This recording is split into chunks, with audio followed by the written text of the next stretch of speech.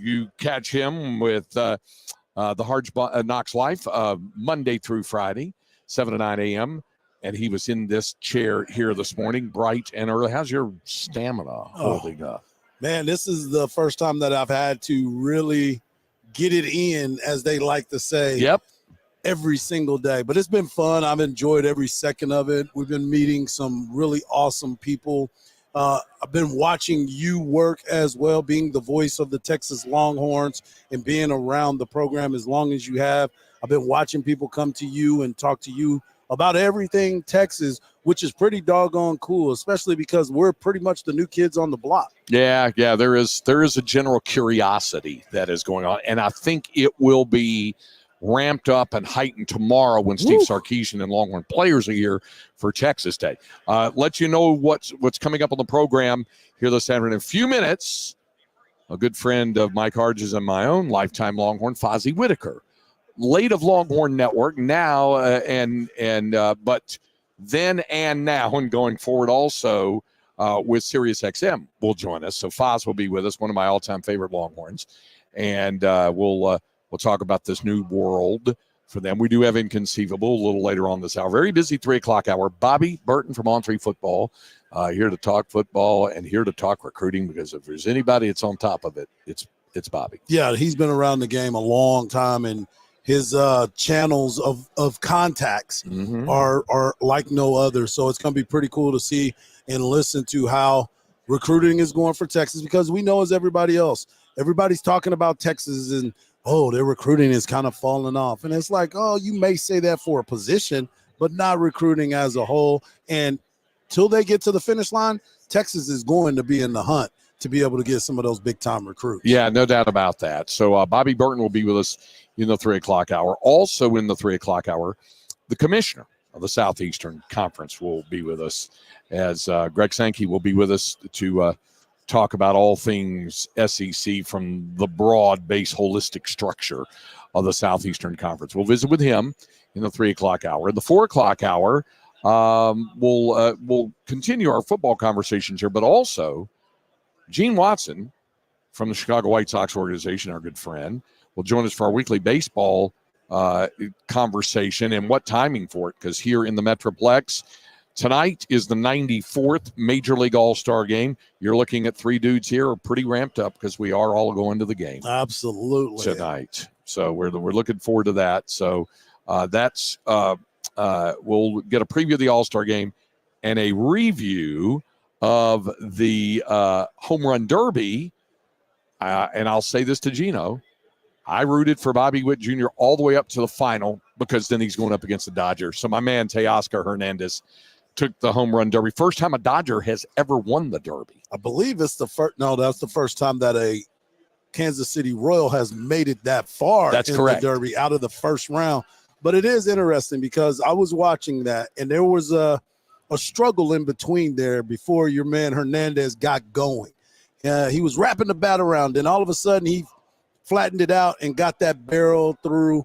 And it was very impressive to watch him, a guy that was one of the longest long shots at it all. And for him to walk away with $1 million is not a bad night. Yeah, he did 2 things. He took a timeout in that semifinal round. He took was that your groan about $1 million there, Cam? Just timeouts, bonus rounds. Like, what are we doing here? Well, you were the one that was all jazzed up. I wanted to go to Home Run Derby. You know what that deal's all about. That thing takes a while.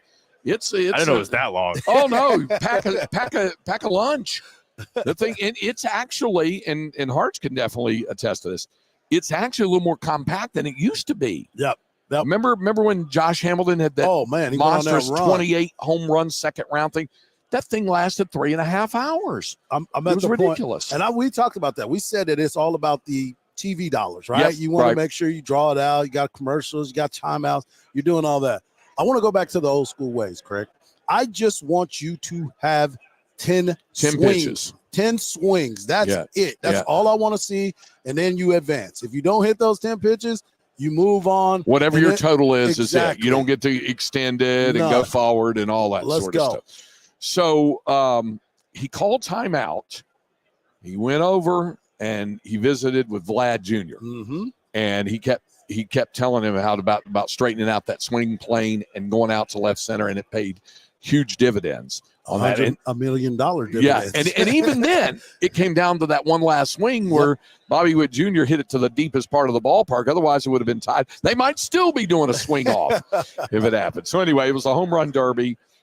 Something that happened prior to the home run derby is part of Inconceivable. You can probably guess what that is, but we'll talk about that at the time we're doing that. So we've got all that coming up today. What's been your takeaway from what you've seen so far here today? Well, for me, you know, as well as I do, you start looking around and you start checking out all the different teams. And I use the old Jim Ross call to order.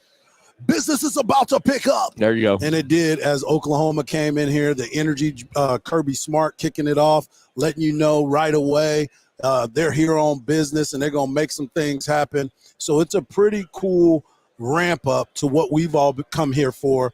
And that's tomorrow when the Texas Longhorns make their first appearance at SEC Media Days. Yeah, and it is quite the buzz, as you would imagine, as it usually is. And it's like that, certainly.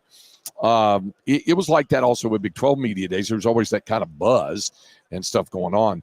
But SEC Media Days carries on its own special little buzz. You talked about, I mean, in all humility, it was difficult for me to walk down, just take a walk down Radio Row without somebody going, hey, can you come on with us here and talk Longhorns? Hey, can you sit down and do that for a few minutes? And okay, and sure, you know, you're going to do it because, you know, we're all kind of extended brethren and family anyway. And yeah, we're going to get those opportunities as well a little bit later for other people to come and join us and give us their thoughts on Texas being their number one. But number two, what their teams are all about, what the expectations are from their team. So it's a little give and take, and we're new. So, of course, everybody wants the new shiny Texas Longhorn conversation with the voice of the Texas Longhorn, my man Craig Way. Well, we had a good chat. We had a good conversation at all the places. Let's see. It was Baton Rouge, Louisiana. It was Knoxville, Tennessee. It was our iHeartMedia brethren, Sports Talk 790 in Houston. H-Town. The franchise in Oklahoma City. Mm-hmm. The ref in Oklahoma City. KOCO TV in Oklahoma City. There's a lot of Oklahoma in there, but there were some other ones as well. So it's been a busy day so far, but we have our own mess kit to deal with. And up next, we'll visit with Fozzy Whittaker. We'll talk about his duties and his brave new world with what he's dealing with as well. So we look forward to that. Glad to have you with us here on a busy Tuesday afternoon from SEC Football Media Days here in Dallas, and heard right here on Sports Radio AM 1300 The Zone and the iHeartRadio app.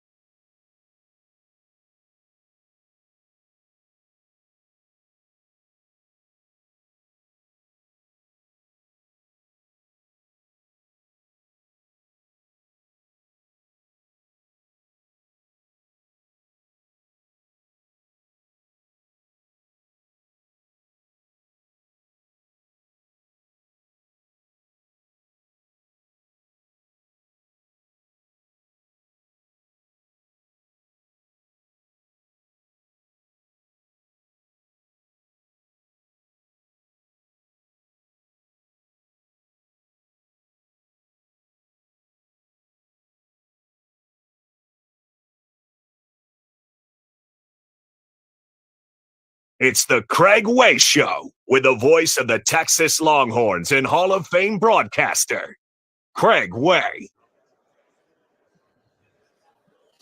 Whether we're at home in Austin or whether we're up here in Dallas or wherever we are, our producer Cameron Parker, as always, recognized this as a Texan Tuesday, where we have some Texas music on the return cuts. The immortal Stevie Ray Vaughan there with us. We continue from SEC Football Media Days, and as true a Texan as has ever walked the face of the earth joins us, and as true a Texas Longhorn as has ever walked the face of the earth joins us now. The gentleman known as Fozzy Whittaker. Fozzy, we all know him. Great to see you. How are you? I am doing fantastic. First media day, a part of the media that I'm actually here on site. This is interesting. Now, you're going to have to refresh my memory on this. 08, 09, or 10, were you part of the Texas contingent that went to Big 12 Media Days? 2011. So my senior year was the only year that I traveled for media days. And what were your memories of that when you came up?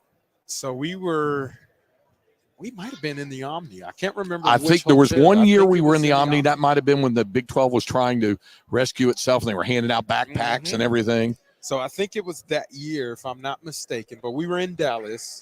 We took a trip. It was myself, Blake Gideon, and Keenan Robinson. Yep. We all three showed up, came in, and had an opportunity to speak with everybody. And being on the media side, it is hectic, but it doesn't feel as hectic as it was as a player. As a player, I was going from table to table to table to table to table, talking with somebody, take a little break, and then go talk, and then it was all done. But it was very quick. It was very thorough, right to the point, talk to who you need to talk to, and then that was pretty much it. And then we drove back to Austin after we finished.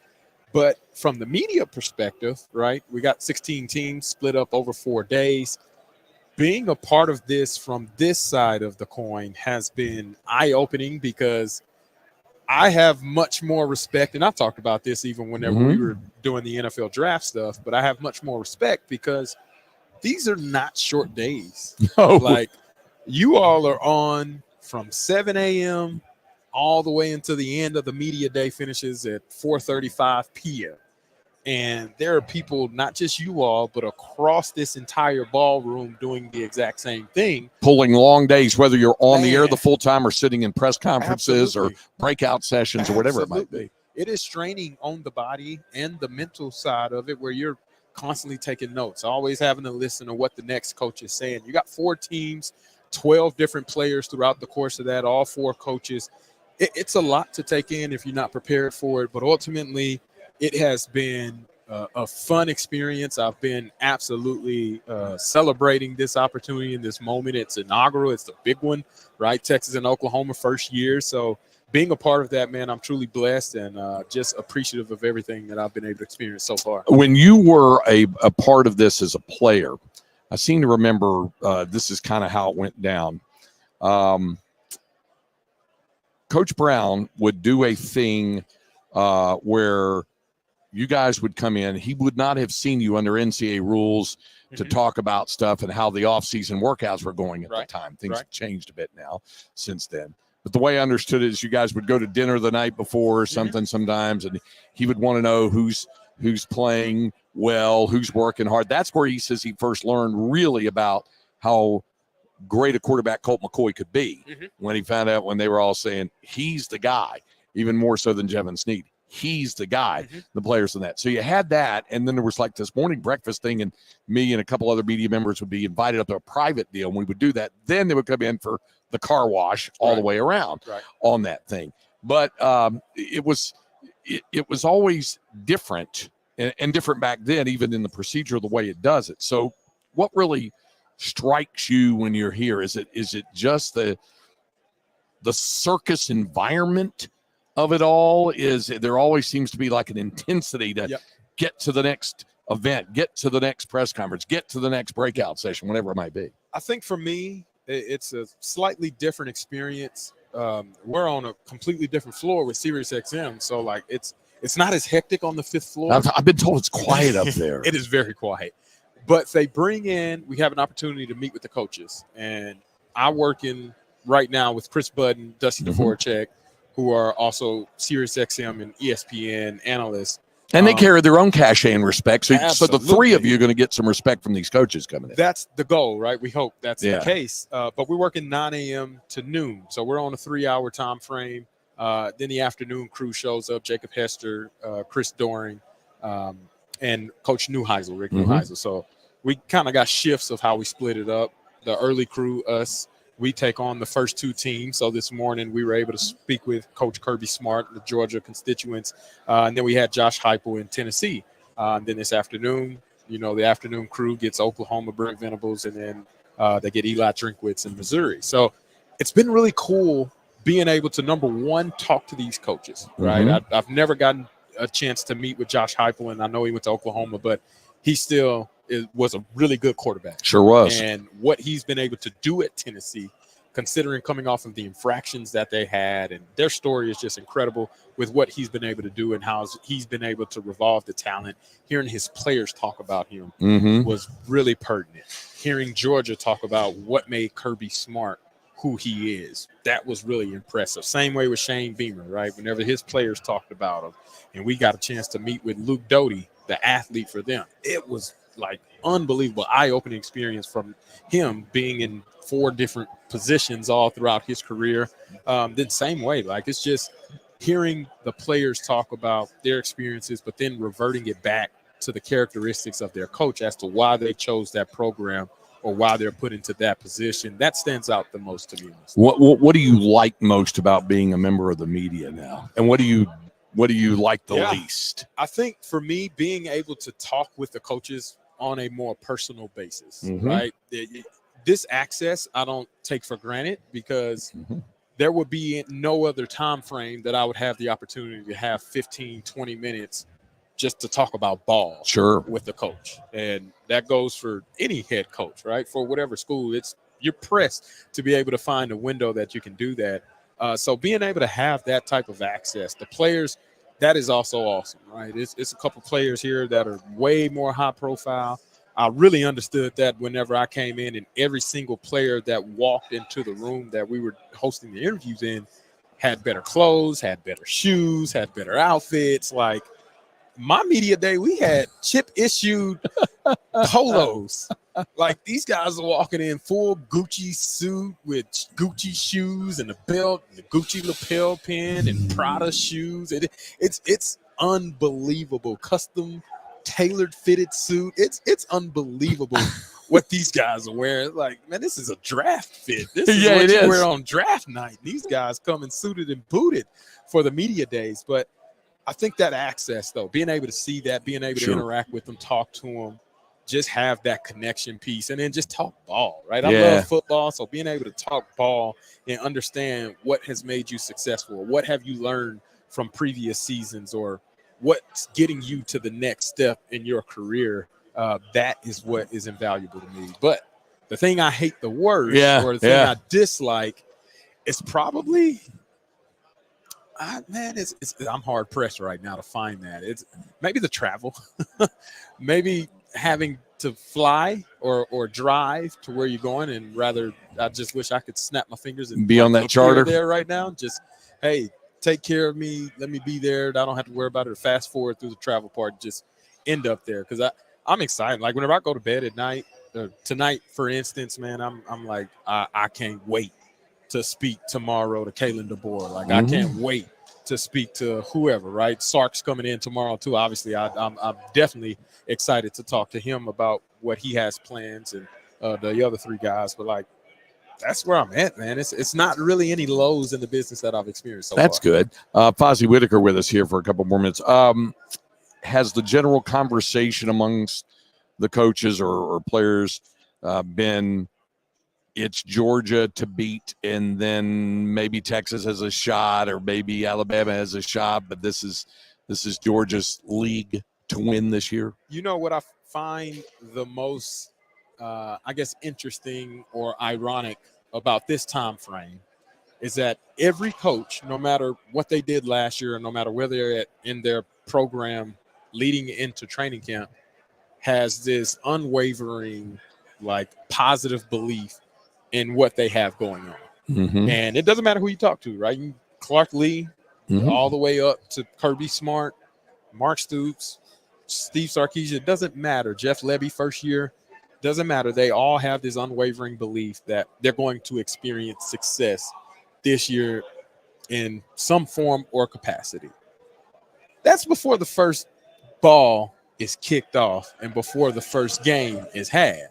And then once the season goes on, you start to really see where the level of preparation was, not just for the coach, but also the team, and where the chemistry levels are. How do they gel? How do they mesh together? And then the talent and the depth level, because we know football is a game of attrition. And then you start to see the reality of, okay, some of this was all talk. Some of this needed to be addressed. Some of it was bad luck. We know how that plays into the role. But I think that's always an interesting piece to me, is the level of optimism that coaches and players have going into the season. And then I would love to interview them again at the end of the season, play back some of the audio and be like, hey, Remember when you thought this? Right. Do you feel like you were still successful in this aspect, or do you feel like you were able to make the strides to make you, whether it's a better person, better player, better coach, whatever the case may be? But that optimism is something that I've taken away from, like, noticing everybody has it, which is typical. No games have been played yet. But how do you respond whenever you start facing adversity in week number 1 or 2 or 3 or 4? Well, you are perhaps the best example of overcoming adversity I've ever run across. So it's always great to see you. Appreciate you stopping by. Fozzy Whittaker, the lifetime Longhorn. You can hear him on Sirius XM from 9 to noon. Sirius XM Big 12 Radio, right? Not Big 12. What is it? SEC Radio, right? Yeah, we'll be SEC Radio. I got so used to saying that. I've know. had to retrain Me the too. brain. Yeah. I see all the branding and I'm still like, oh yeah, this is not Big 12 anymore. Yeah, catch Fozzy on Sirius XM. We'll bring Inconceivable to you coming up next when we continue from Dallas at the Omni Hotel on Sports Radio AM 1300 The Zone and the iHeartRadio app.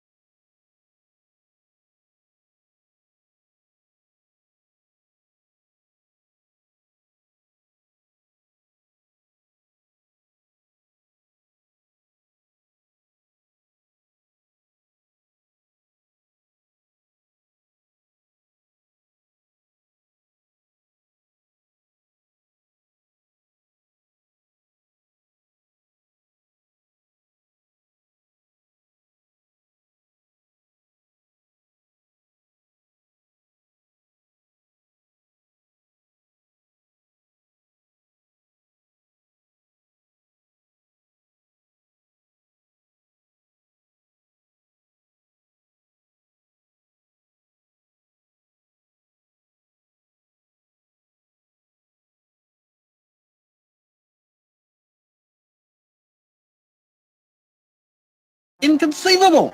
Inconceivable.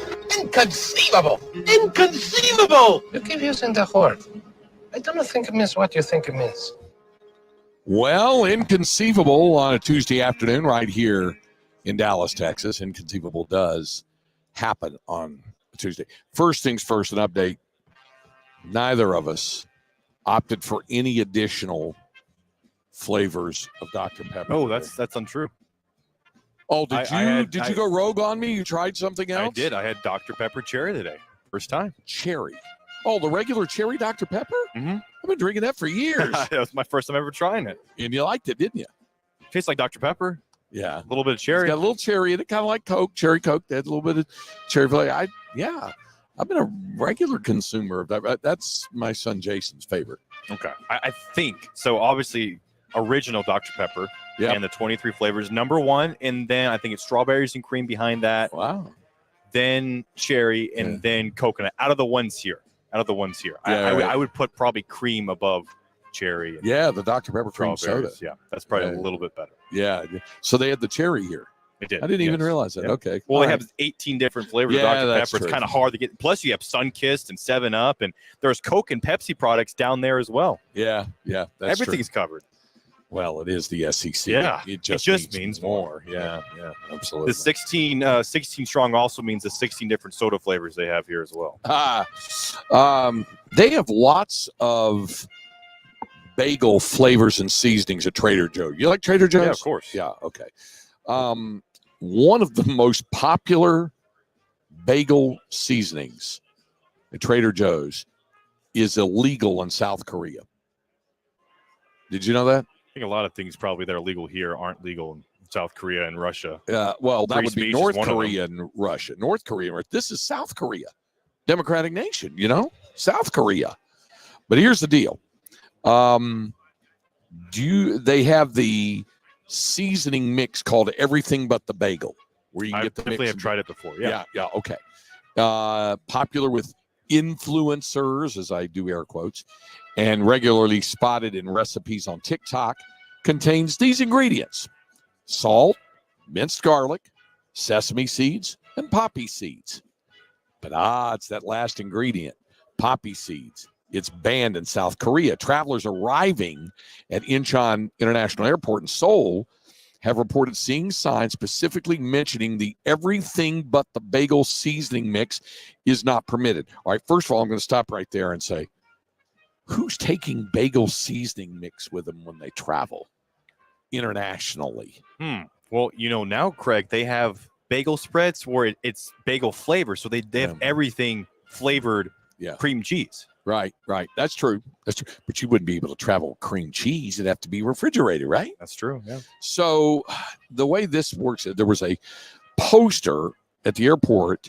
The sign had a picture of the seasoning mix, and it read in Korean, "We would like to inform you that the following products containing poppy seeds are restricted from being brought into the country as papaver somniferum L, an ingredient of the poppy family, designated as a narcotic substance under South Korea's narcotic drug control law, has been detected." In other words, they saw the episode of Seinfeld where Elaine tested positive because of the poppy seeds in the muffins. The poppy plant is a vital source for the same compounds that are found in painkillers like codeine and morphine, as well as street drugs like heroin, although the seeds themselves do not contain any opiates. But a post made a couple of days ago, a blogger reported she brought back 20 bottles of the seasoning, which she learned about online. However, they came out of the luggage conveyor belt with a yellow lock on them, and she had to speak with airport officials to explain why she had brought these forbidden items into the country. There seemed to be some sort of confusion, she wrote, adding that other people from her flight also had their products confiscated. Ultimately, I gave up the seasoning bottles, and then I was like, it's not worth it just for some bagel seasoning bottles to be imprisoned. It's probably not a good thing. You don't want to be incarcerated for having poppy seeds, on that kind of thing. Speaking of being incarcerated, did you hear about this deal with Terrell Davis? Yeah. So for folks who haven't heard this, Terrell greatest Davis, fantasy football player of all time. Yeah. Pro Football Hall of Famer, two great Super Bowls, obviously, said he was wrongfully handcuffed and taken off a United Airlines plane over the weekend after he tapped a flight attendant's arm to ask for a cup of ice. The airline says it has removed the attendant from duty while it reviews the incident and has reached out to Davis to apologize. He said authorities let him go after they determined the flight attendant made inaccurate accusations stemming from their interaction on Saturday's flight from Denver to Orange County, California. Davis said the incident left him feeling humiliated, embarrassed, powerless, and angry, calling for a thorough and proper investigation. Quote, I refuse to stand by without speaking out on this disgusting display of injustice and deplorable treatment, he wrote in an Instagram post on Monday, yesterday, the contents of which also appeared in a release from a law firm representing him. He was flying with his wife, 2 sons, and a daughter when one of the sons asked for a cup of ice during the beverage service. A flight attendant either didn't hear or ignored his request and continued past our row. I calmly reached by me and tapped the flight attendant's arm to get his attention to asking him for a cup of ice for my son. His response in the events that followed stunned all of us. He shouted, "Don't hit me!" And he left the cart to hurriedly approach the front of the plane. I was confused, as were the passengers in front of me who witnessed the exchange. I thought nothing of it other than this particular employee was incredibly rude and blatantly wrong in his accusations of me hitting him. Davis did not see or interact with the flight attendant for the rest of the flight. After the plane landed in Orange County, the pilot asked passengers to remain seated. The FBI and law enforcement agents went to his seat, put him in handcuffs, took him off the plane with a scene recorded by multiple passengers. During questioning, it was rightfully determined by the agents that this flight attendant was inaccurate in his accusations, and the agents profusely apologized. The traumatizing experience of my 2 sons, my daughter, and my wife watching me being placed in handcuffs without due process or any explanation cannot be undone. The FBI's Los Angeles field office acknowledged yesterday that agents and law enforcement partners responded to a report of an incident with a flight that landed Saturday at Orange County John Wayne Airport. A person who was detained for questioning was cooperative with law enforcement and was released to continue his travels. United Airlines has removed the flight attendant, as they said, while we closely review this matter. This is clearly not the kind of travel experience we strive to provide, and we have reached out to Mr. Davis' team to apologize. What happened? Why would the flight attendant, when you're just being tapped on the arm, freak out and go, "Don't hit me"? What is up with that? There's a lot to the story that we don't know. I would love to get the flight attendant's side of the story, but at the same time, I mean, Terrell Davis seems like a pretty nice guy. Yeah, pretty decent guy. He's with his family. And you said the flight attendant was a man? Yep. Okay, so it's not like this is like any sort of like sexual assault, sexual misconduct type of thing. He just kind of wanted some ice for his kid. I mean, this may have been a red eye possibly, perhaps. Maybe the flight attendant just had it up to here and then unfortunately took it out on someone who has the means and funds to take this person to court. Yeah, right. Did you hear about the car? Linda, my wife, told me about this. I didn't get a chance to get to it yesterday. But the car that was carrying 5 people ran off the road and went into a hot geyser at Yellowstone. So bears and bison aren't the only potential hazards if you're visiting Yellowstone National Park. Last Thursday, a car with 5 occupants inadvertently drove off a roadway and into the semi-centennial geyser. The vehicle was fully submerged in 9 feet of hot water. All 5 were able to escape the vehicle, and they were taken by ambulance to nearby hospital with non-life-threatening injuries. Law enforcement rangers closed both lanes of the roadway on Friday for about 2 hours near the accident scene to remove the car from the water. It was the water temperature can range around 105 degrees. Yikes. So they got out of there. So that was good there. All right. So it's going to wrap up Inconceivable. When we come back, though, a baseball all-star note for you of sorts when we continue on Sports Radio AM 1300 The Zone and the iHeartRadio app.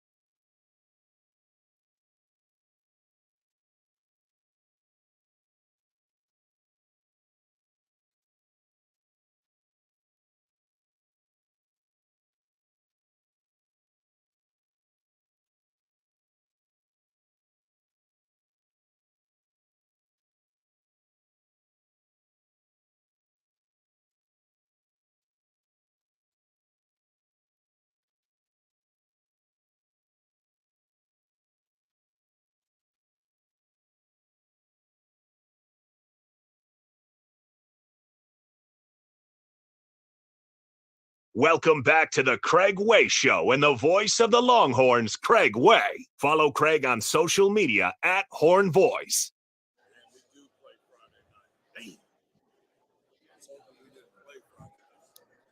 Who you got working here? Who is this, Cam? I believe this is the Denton zone, Dallas's zone, Boss Skaggs. Well, I guess that's him part of that. Yeah. Later. Yeah. Yeah, that's him. That's him. Okay. It's a little Texan Tuesday there. What part of Texas is he from? He's from Plano, Okay. right here in the Metroplex. Went to St. Mark's, though, high school, where the Ochos went. Okay. Yeah. Sam and Emmanuel Ochos. Sam will be here tomorrow, as Texas will be. We continue here on Sports Radio AM 1300 The Zone from SEC Media Days. Tonight is the baseball all-star game. And we were fortunate enough to be plied with tickets, so we will be going to the game. None of us made the home run derby last night, which, as a Dodger fan, I was happy to see Teoscar Hernandez win it, although it was really cool to see Bobby Witt Jr. go all the way down to the final swing with a chance to tie it and perhaps win in a swing off. But the other thing is that when I think of the home run derby, I didn't think about the national anthem. You think about the national anthem being performed at major events like Super Bowl, World Series, NBA Finals, World Cup, things like that, and the Stanley Cup Finals. But they had it performed last night by four-time Grammy-nominated country singer Ingrid Andress. And it would be kind to say she struggled with it. That's fair. Yeah, she really struggled with it. And then today she announced that she was actually intoxicated during the deal. Man. And that she is checking herself in for treatment. Well, hopefully she gets the help that she needs, Craig. Maybe it was just feeling like she thought she needed a bracer or something, to being nervous or something on that. But there was a certain slurring of words and things that kind of accommodate you blowing more than a 0.8 on a breathalyzer. I don't know. Other things that might trouble Longhorn fans. Certainly Cameron Parker we'll get to coming up next hour from SEC Football Media Days right here in Dallas on Sports Radio AM 1300 Zone.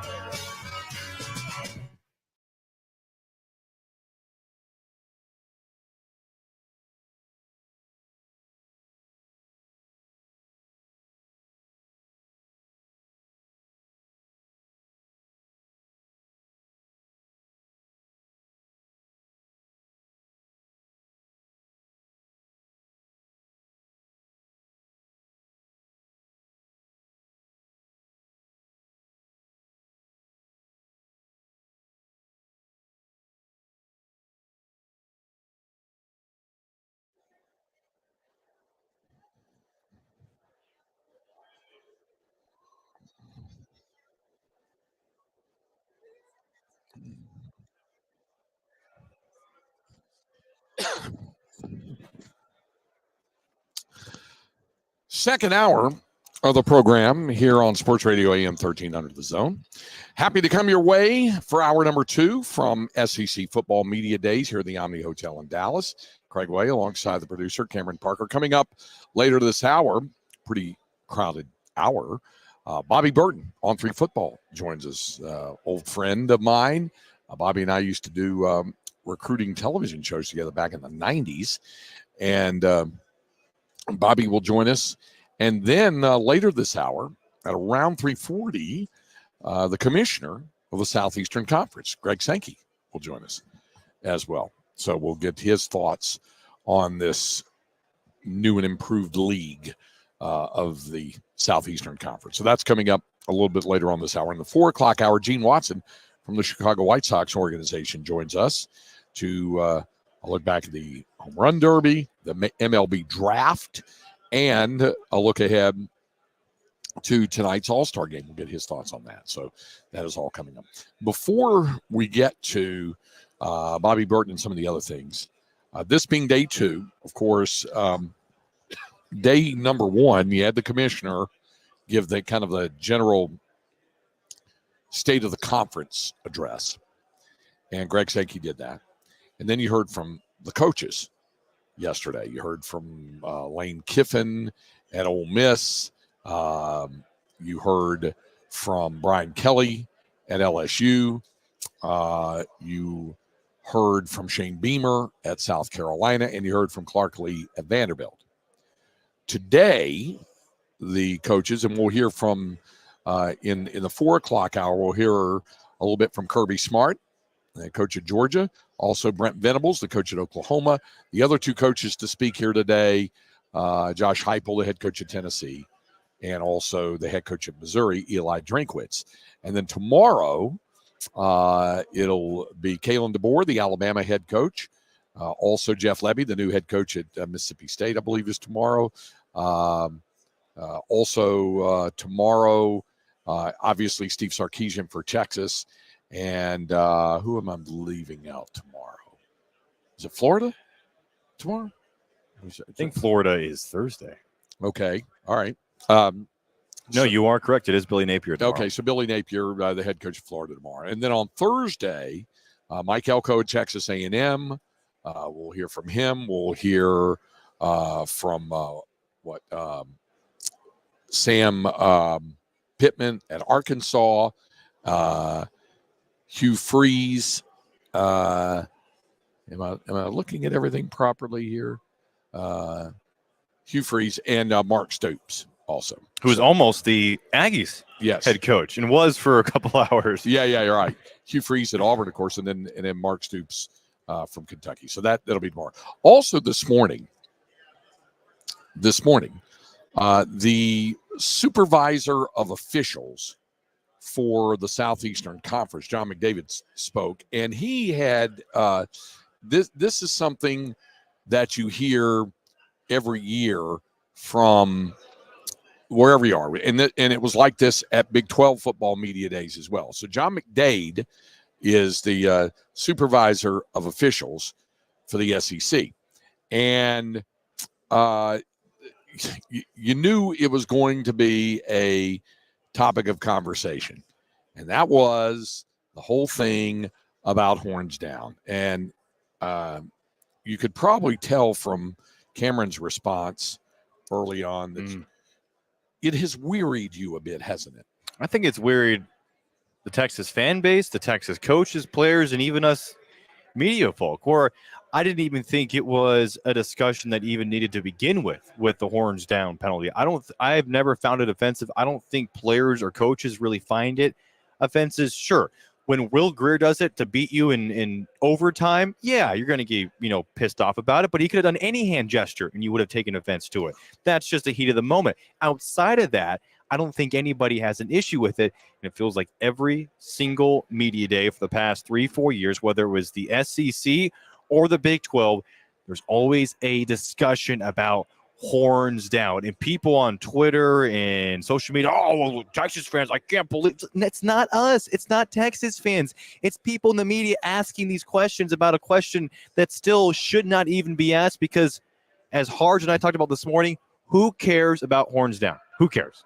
Exactly. So John McDade, supervisor of officials for the Southeastern Conference, was asked in the meeting this morning about would horns down be penalized? Is it in the viewpoint of football officials a foul worthy of a 15-yard unsportsmanlike penalty? The plain rule that would be applicable is unsportsmanlike conduct. We're going to read the context in which it is done. I asked my officials to use judgment of is it taunting an opponent? Is it making a travesty of the game? Or is it otherwise affecting our ability to manage the game?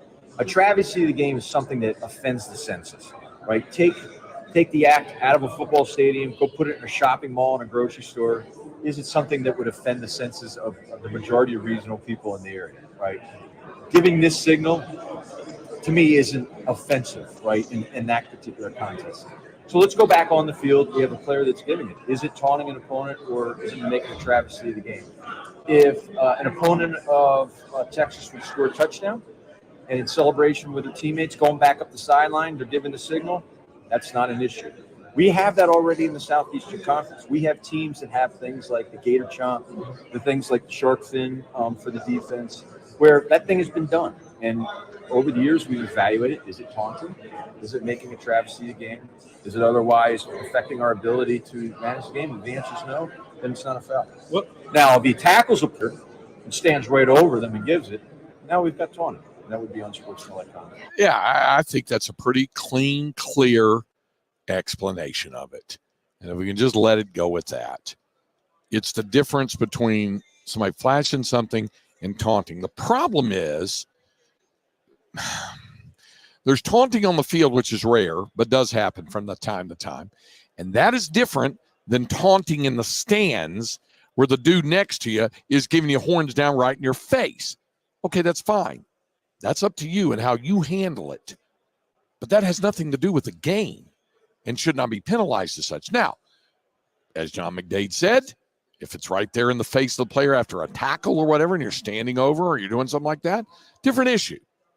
Different issue. And I know some people that don't even think taunting itself should be penalized and all that. But that comes from a higher level. University presidents and things like that, they want more decorum in the game and don't want that kind of behavior in the game. So then it's extrapolated out to specific instances. Is that taunting? Is that taunting? You know, it's like the old, the Supreme Court judge that said, I can't define pornography, but I know it when I see it. You know, I mean, is it really taunting? But I thought that was a pretty clean, explanation of what taunting was all about. It does. And I think as a Texas fan, I'm relieved that it's not a penalty unless the situation dictate it, which of course is possible. Again, if a player, makes the tackle and then will step over the player, Allen Iverson over Tyronn Lue style, and flashes the horn down. Mm-hmm. Sure. But also, Craig, when you watch sports nowadays, and this goes from all levels, it feels like after every single play, someone is celebrating something, right? Yeah. And it didn't used to be that way. I mean, it could be the first quarter, a basketball game, make a layup, and they're making a show of it going down the end of the court. I'm okay with taunting because maybe it will limit all of these stupid celebrations from athletes in these games. Don't celebrate until after you win or you score a touchdown. Yeah. That's my boomer rant. There you go. All right. Okay. Coming up next, we'll visit with Bobby Burton on 3 Football to talk football recruiting and how this new day and age and time in the SEC for Texas, the types of effects it has with regard to recruiting. We'll continue we continue here from SEC Football Media Days in Dallas at the Omni Hotel, and heard right here on Sports Radio AM 1300 The Zone and the iHeartRadio app.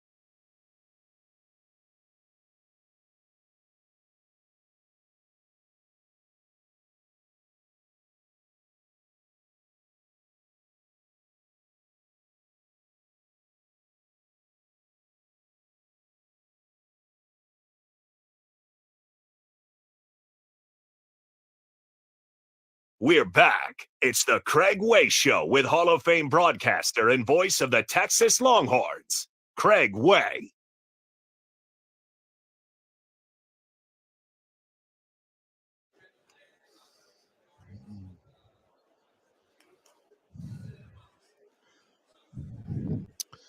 And we are on the road again, as was Willie Nelson quite often.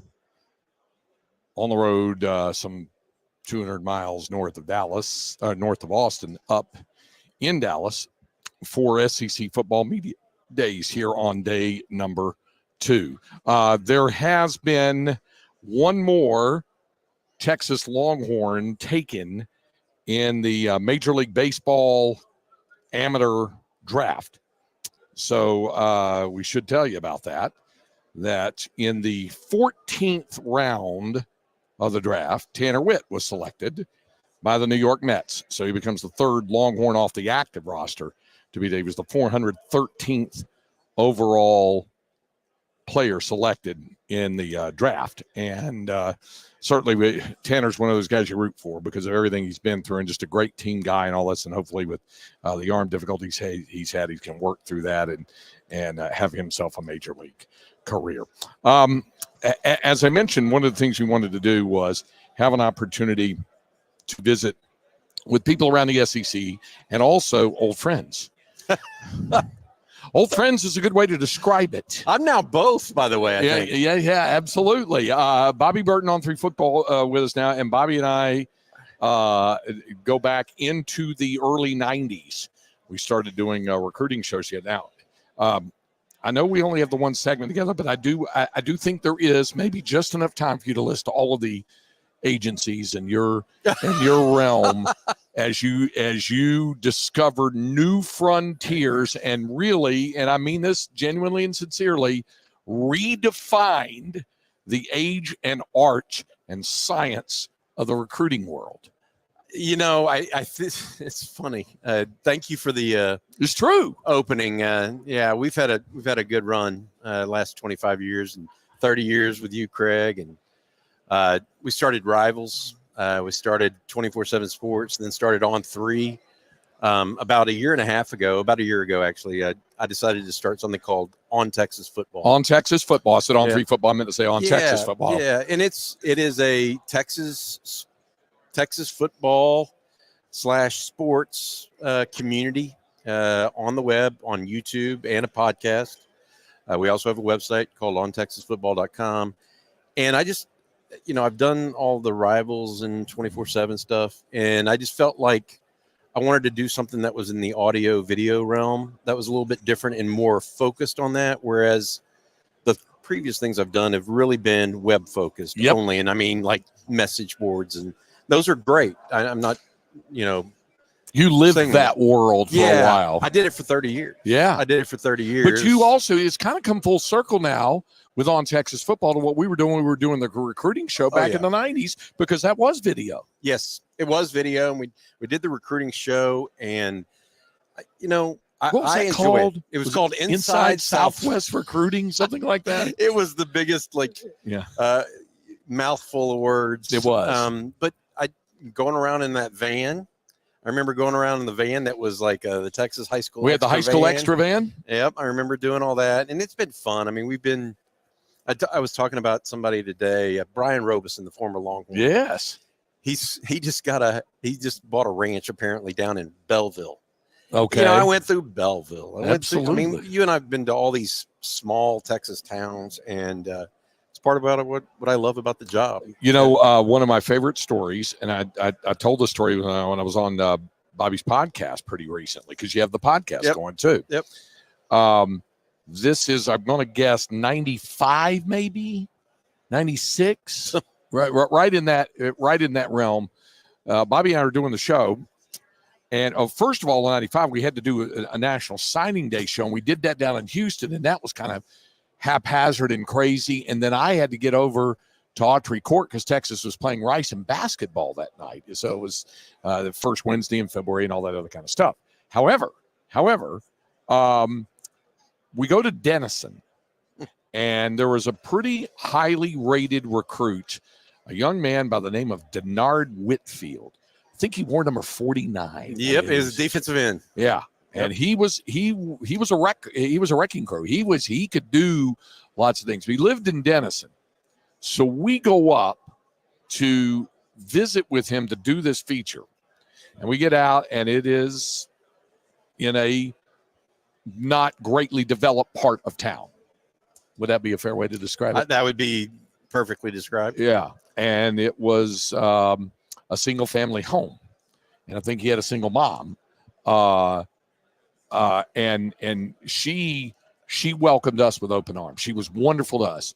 She was not happy with his coaches at Denison saying they kept my baby's letters. She kept talking about that, about I wouldn't give him his recruiting letter. And they were trying to keep their kids focused on the because Denison they went to the state finals 3 straight years, 95 through 97. Lost all 3 times to Lamarck, but went 3 straight years. But the thing that stuck out to Bobby and me more than anything else were 2 large dogs that were on the porch. I think they were pit bulls. They were imposing. And we were like, are we okay? Oh, yeah, they're sweet. They won't do anything. And they just looked at us like, what do you got going? Yeah, I look, we've been around the road a little bit. NIL has certainly changed recruiting, by the way. And well, that's why I want you to come on to talk about a couple of different things. One, how the entry into the SEC has affected, if it has, Texas football recruiting. Mm-hmm. And NIL and the portal and all of those things that were not even on our mind in 1995 or whatever, all of these newer developments and stages of the collegiate football experience that coaches now have to deal with.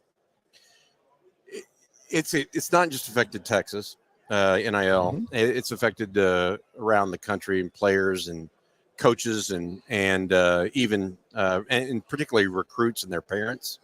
I mean, there is now a market, like a true market for recruits. Not unlike there's a market for free agencies in our free agency in the NFL.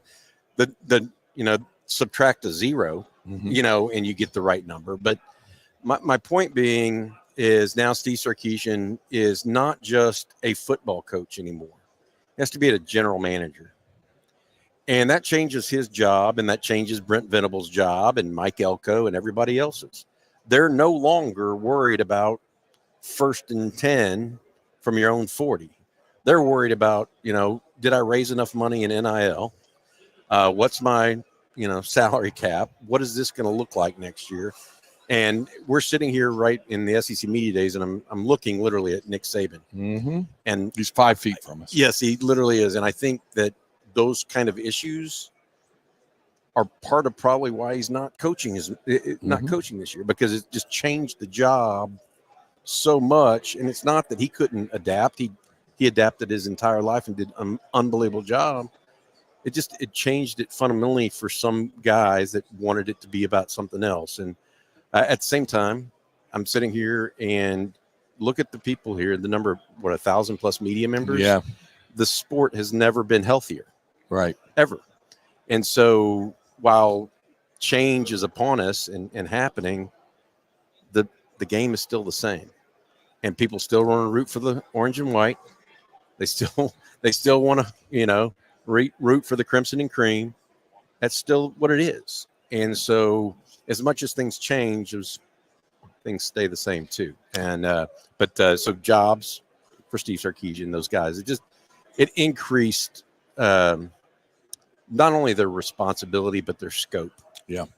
Interesting. Bobby Burton on Texas football with us here on Sports Radio AM 1300 The Zone.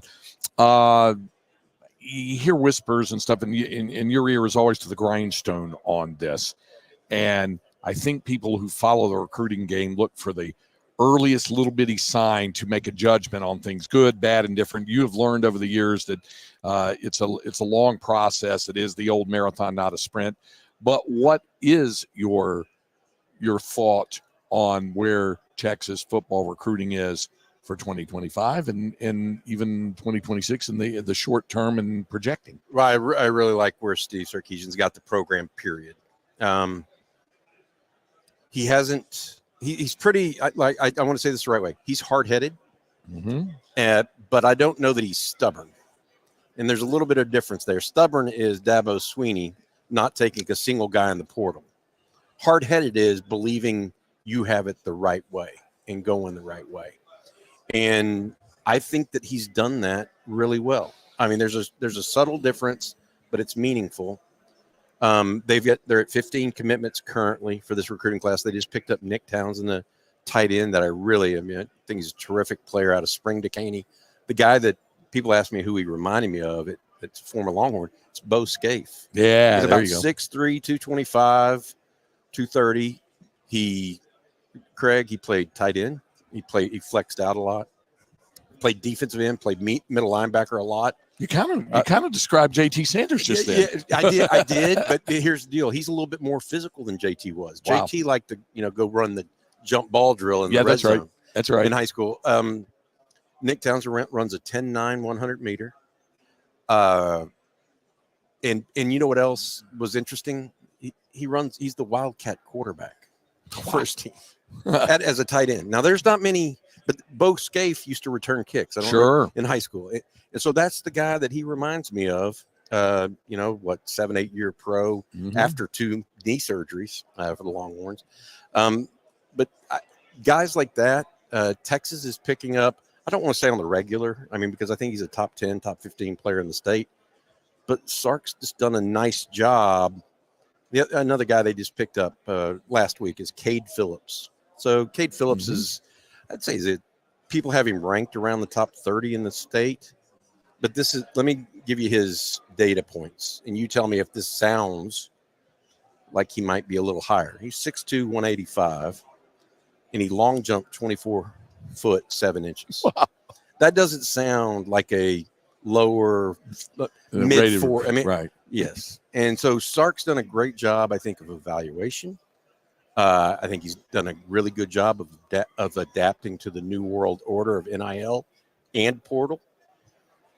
He's not, it's not forcing his hand one way or the other.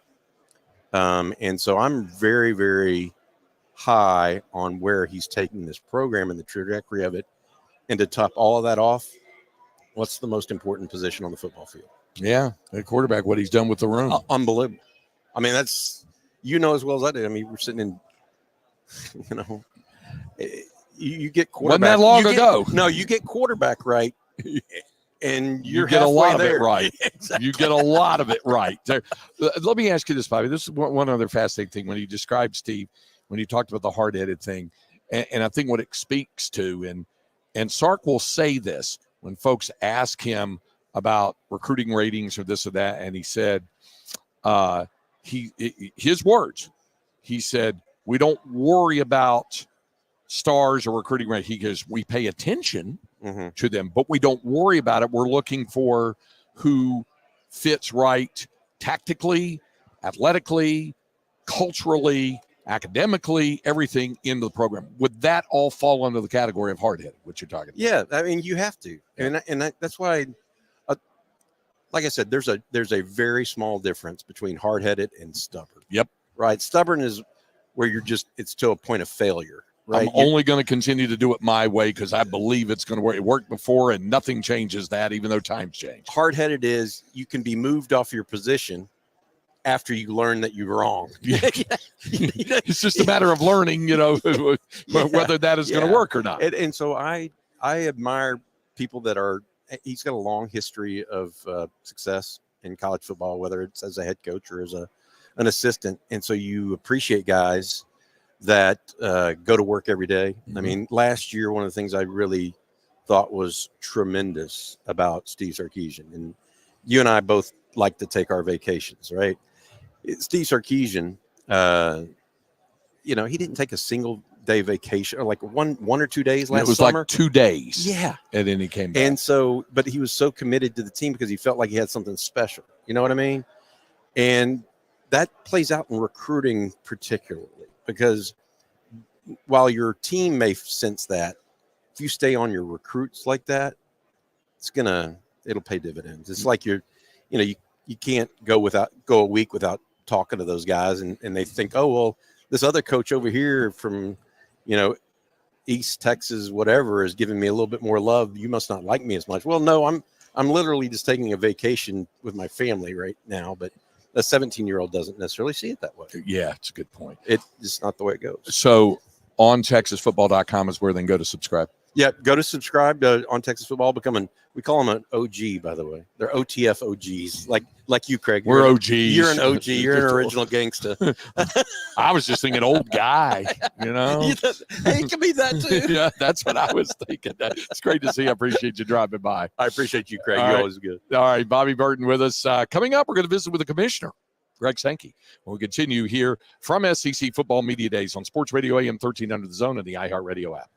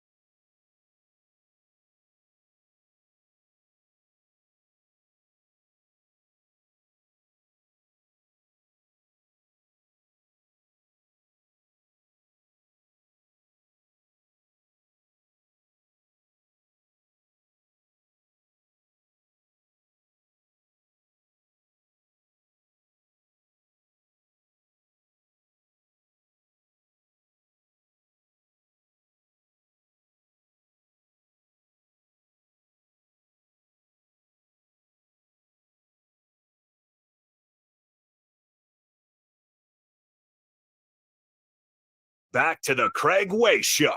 Connect with Craig through the text line by texting Texas to 81530, followed by your message. Standard message and data rates may apply.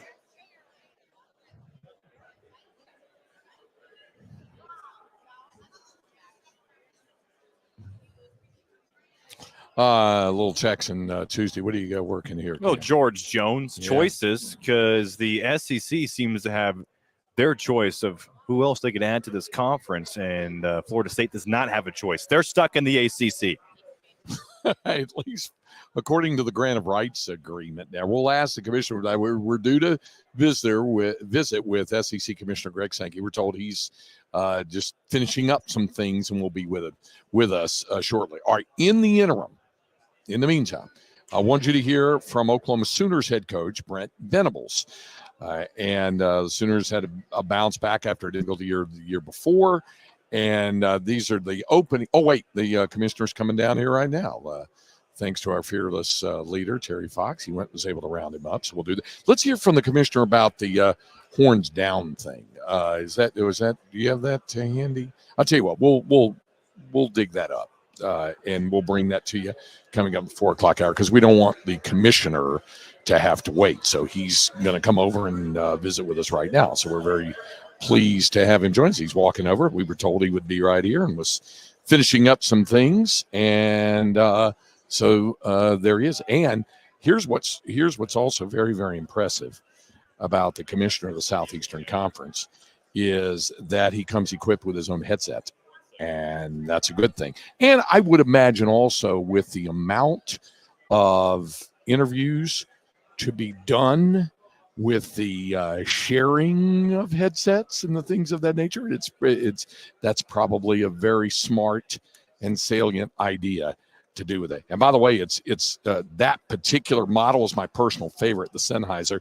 That particular Sennheiser is what we use on our Longhorn football broadcast. So we're very pleased to be joined here on the Craig Way Show by the commissioner of the Southeastern Conference, Greg Sankey, who's with us. I had to start off by saying I was really impressed by your headset, because I have one just like it for the Longhorn football broadcast. It's very comfortable and it's very functional, isn't it? The media days after COVID, so summer 21, I'm like, I'm rolling around. I don't know who was on there before, so I started bringing my own. Let me start with, yes. I lived here for 11 years, KRLD days, right? You remember when I was on I have listened on the highways and byways to your work. Okay. So it's good. It's good to be back in Dallas. Our children were born up in McKinney. I lived in Allen before Allen was a cool place. And I was commissioner of the Southland Conference, a lot of miles on a Honda Accord listening to radio. I remember that, and I was at KRLD from 84 to 96. So, yeah, we definitely did overlap back in the day.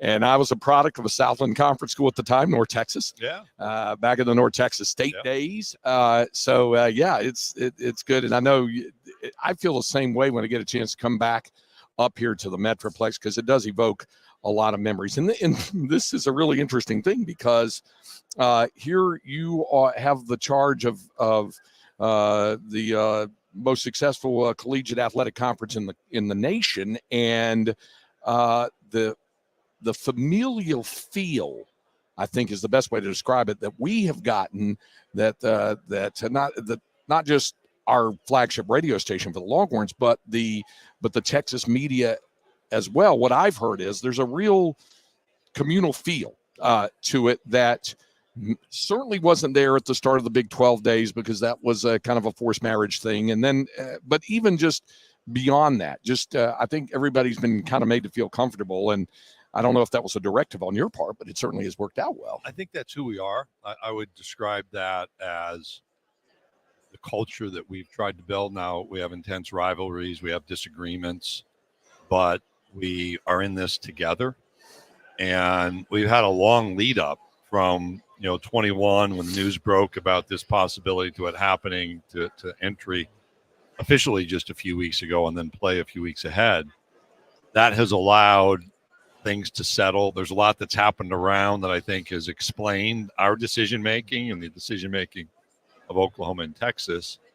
And one of our athletics directors said we should apply the "it just means more" test. That's kind of our tagline to potential entries. And I think with Oklahoma and Texas both, they meet that standard. So that's why it fits. Well, the other thing I thought that was pretty interesting to come out of your address yesterday morning was you were asking, it was certainly not lost on me, 3 consecutive questions about the specter of reorganization and expansion and realignment and all these kinds of things.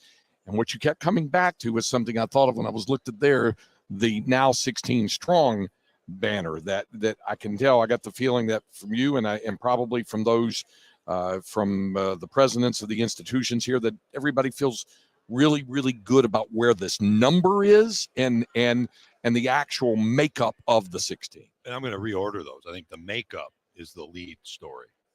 And the number provides kind of a flexibility that you don't have at some other numbers. Don't forget, we added basically 100 miles to our longest trip. Our longest travel was Columbia, South Carolina to College Station. Now it's Columbia, South Carolina to Austin.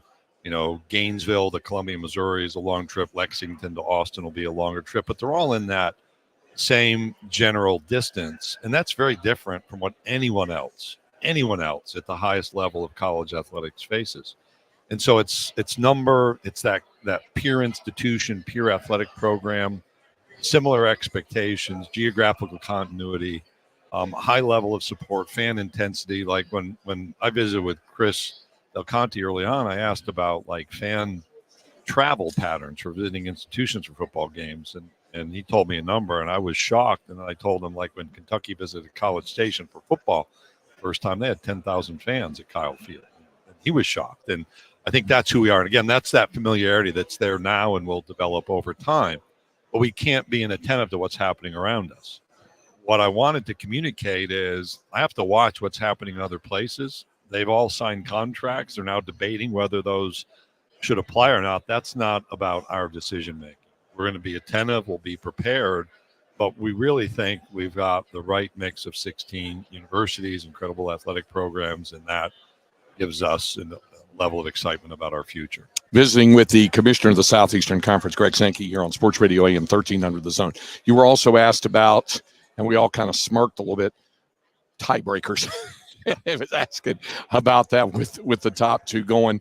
How much work had to go into the conversations, and eventually it'll all roll out and we'll learn it all about how this thing would be meted out. Yeah, so tiebreakers are like car insurance, it was described to me, which is you don't know how good it is till you have a wreck. So you're going to pressure test everything. And Craig, the insight is, forgetting expansion, when we were at 14, we were debating whether to remain in divisions or have a single division.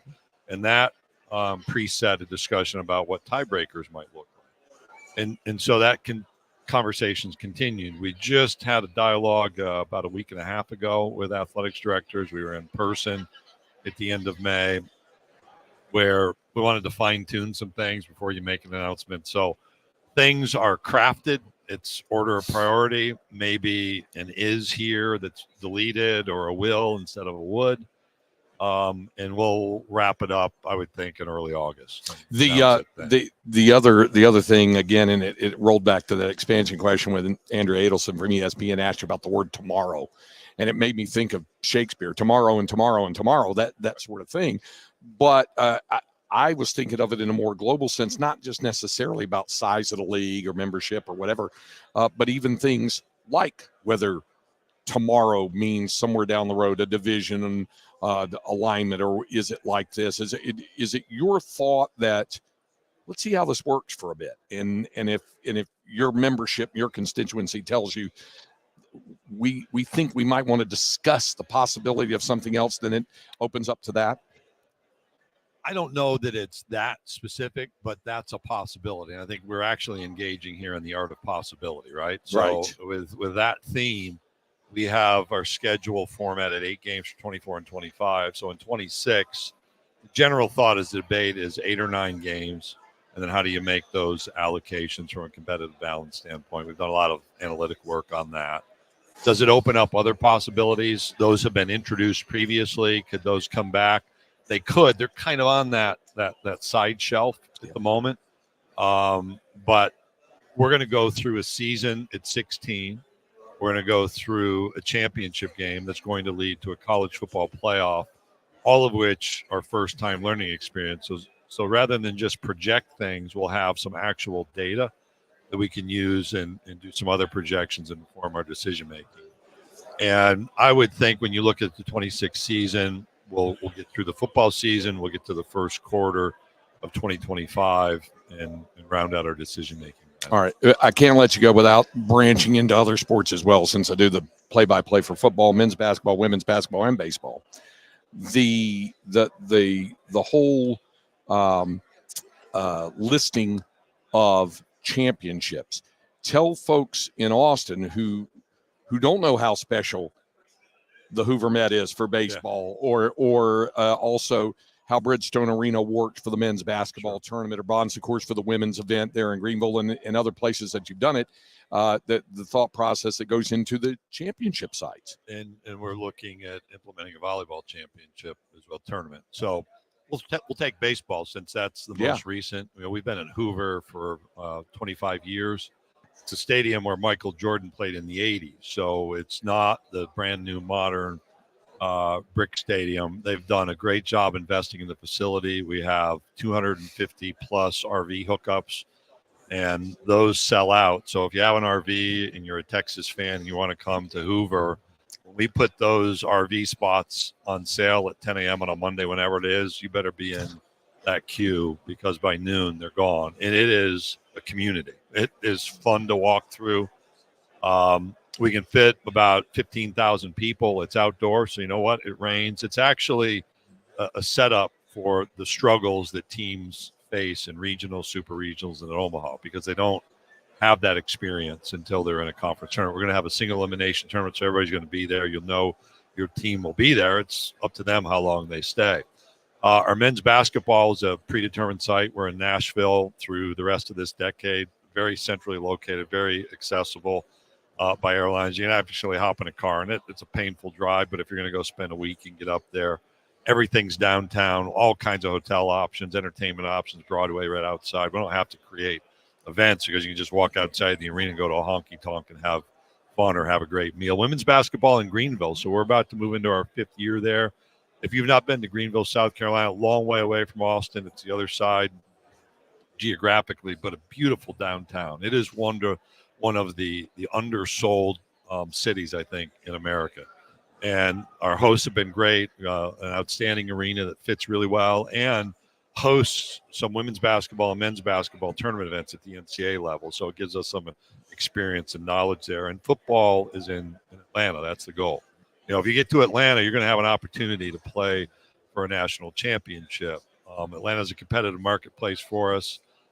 That's one where the public tickets sell out in June as soon as they can. We've got a bunch of tickets that'll be available if teams are there, for the two teams' fan bases. And I will tell you that is the loudest venue year after year for a game that I attend, because you've got both teams represented, playing for something meaningful, which is SEC championship. And if your team's there, great, but if you want to be a part of it, it's still something special to see. And if you're really, really good, if Texas is really good, you could wind up playing 3 games there. Conference championship, Peach Bowl, national championship, right? Yeah. Familiarity breeds maybe some wins, right? Yeah, absolutely. And we've had that before. So we've played, when we had Alabama and Georgia in the national championship game in 2018, Georgia had played there in our conference championship game. And obviously our teams, roster transition changes things, but have a level of familiarity with that. No doubt. I greatly appreciate you taking the time in an incredibly busy time here. We're excited to be here, and looking forward to seeing you on the SEC road and seeing you in Austin as well. Yep, it will do. It's incredibly exciting. One of my talking points has been, there's one place on planet Earth where this fall you can go to an F1 race and the highest level college football game available, and that's going to be when Georgia and Texas play in Austin in mid-October. So that's just one of the many great events and great experience. What a weekend that'll be. Appreciate it, Commissioner. Thank you. Thank you, Craig. All right, Greg Sankey, the Commissioner of the Southeastern Conference. We'll be back to wrap up the hour on Sports Radio AM 1300 The Zone.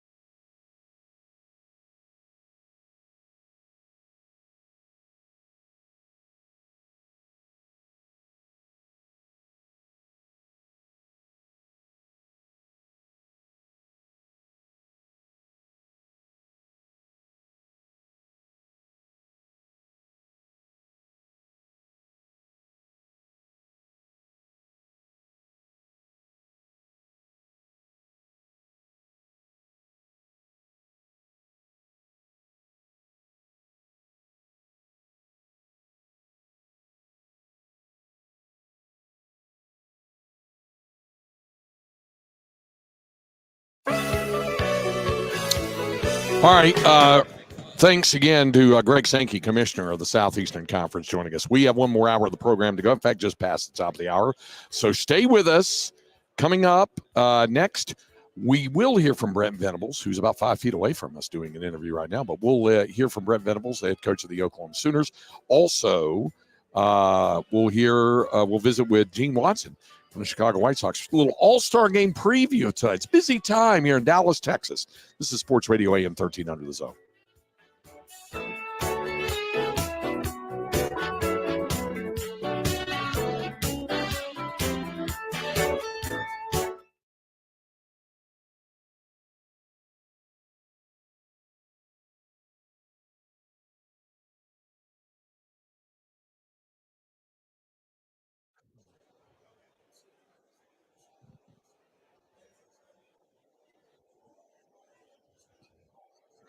Final hour of the program here on Sports Radio AM 1300 The Zone. Craig Way with you alongside the producer, Cameron Parker. In the earlier first 2 hours of the program, we have visited with Fozzy Whittaker, also with Bobby Burton from On Texas Football. And we just visited with the commissioner of the Southeastern Conference, Greg Sankey, of course, the Commissioner League. So it's been a busy day. You could say that. I mean, this show has been packed. That's the fun part about media days is you don't know who you're going to get. You don't know when you're going to get them, but you do know you're going to have some fun guests. And so far, it's been a really fun show. Yeah, you kind of keep that flexibility about you, and try to do that. We'll step away from football for just one bit coming up in a few minutes here when we visit with Gene Watson from the Chicago White Sox front office to talk about the Major League Baseball All-Star Game tonight, the 94th All-Star Game, and the just completed MLB draft. So we'll visit with him about that as well. But continuing our conversation with the football, we wanted to hear from the two of the other coaches who were part of this. Georgia, of course, is the preseason choice to win the SEC, and we'll hear from Kirby Smart. But Oklahoma, like Texas, it's brand new foray into the SEC. And Brent Venables was at the podium a little while ago. These were his opening comments from SEC Media Days earlier this afternoon. All right, good afternoon. Appreciate everybody being here today. Great to be back in the great city of Dallas, where our roster is represented with close to 20 players. I'd like to thank Commissioner Sankey, his staff, for putting on as always, a first-class event. I also like to thank Commissioner Sankey for being in Norman July 1st and helping us as a university, helping us transitioning to the SEC. What a great day it was. I know you got your steps in that day, and but just really appreciate your leadership through all of that. I'd also like to thank our president, Joe Harris, and our athletic director, Joe Castiglione, for not only their leadership, but their alignment, their strength, their vision, and one of the most tumultuous times in college football history, transitioning to the SEC for, again, their leadership, over the last 3 years, their vision for where this program is going, and most importantly, positioning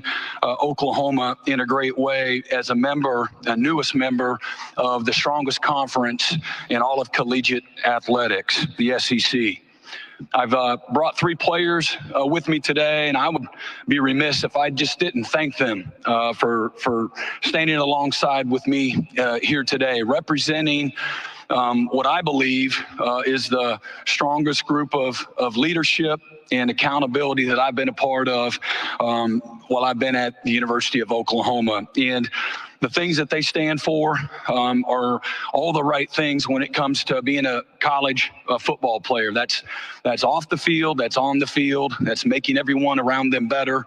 These are young men that have achieved at the very highest levels, both in high school and in college. You're looking at Jackson Arnold as a former national Gatorade Player of the Year, or you're looking at Billy Bowman, an All-American safety, Danny Stutzman, an All-American linebacker, and the humility, the leadership, the work ethic, the toughness, their love for their teammates, and most importantly, their love for their university and their opportunity. I just really humbled that those guys are leaders in our locker room. Very, very thankful for them, and y'all are going to have a great time getting a chance to visit with them here today as well. Really looking forward to getting things started here at the end of July. Really excited about our football team. We've got a great blend of both experience. I believe we have, give or take, around 24 players that are going on their third or more year as a starter in college football.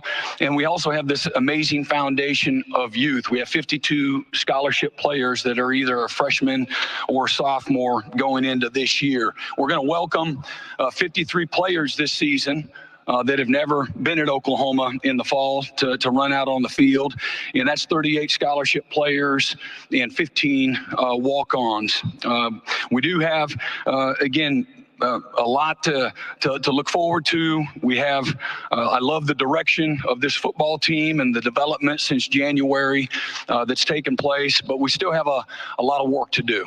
A lot of excitement, but we got a lot of work to do. We still have an opportunity over the next several weeks and couple of months to continue to develop, which I think is going to be critical as we chase an opportunity to compete for an SEC championship. It goes without saying, the SEC is a deep, incredibly competitive league, unlike any other in college football, and everything, again, about this league is about parity. It's about competitive depth, and it's a one-possession league. As we've looked at it, outside in, you've got incredibly challenging venues. Every member of this conference, top to bottom, is committed to the excellence that this conference represents. And so, as a football program, being in our first year, we are really looking forward to the challenge.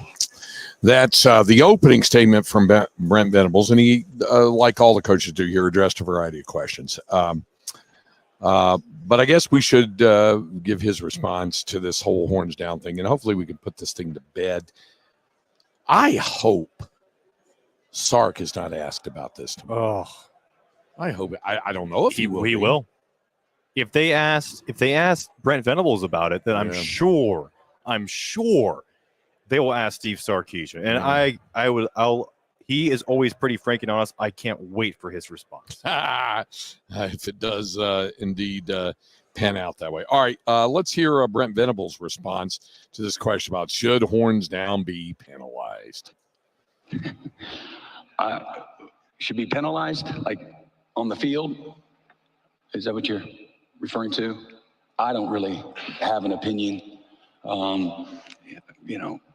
Football is a game of emotion and intensity and passion. And if they say that's going to be a penalty, then don't do it. And if they say it's, free for all, then have at it. So everybody's different. Everybody celebrates different. But whatever rules that they have in place, we'll follow those. Yeah, plain and simple. If it's going to be a penalty, don't do it. Doctor, it hurts when my arm goes like this. Well, don't do like this. It's that simple. Don't do it if it is. But again, we heard John McDade, the supervisor official, saying it all comes down to how it's done. If somebody's just doing it when they get over to the sidelines after scoring or whatever, no, they're not going to penalize that. If they're right in somebody's face after a tackle and they're taunting them with that, then it's going to be taunting. So that's just how that is. And hopefully that's the way it'll end up. All right, coming up next, we'll talk some baseball with Gene Watson from the Chicago White Sox when we continue on Sports Radio AM 1300 The Zone and the iHeartRadio app.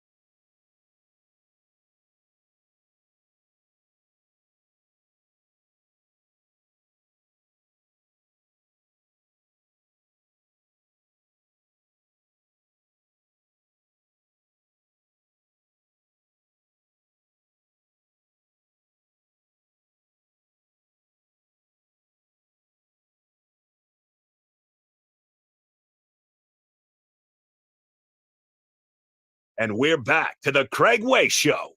Have a message for Craig? Share it by using the TalkBack feature on the iHeartRadio app.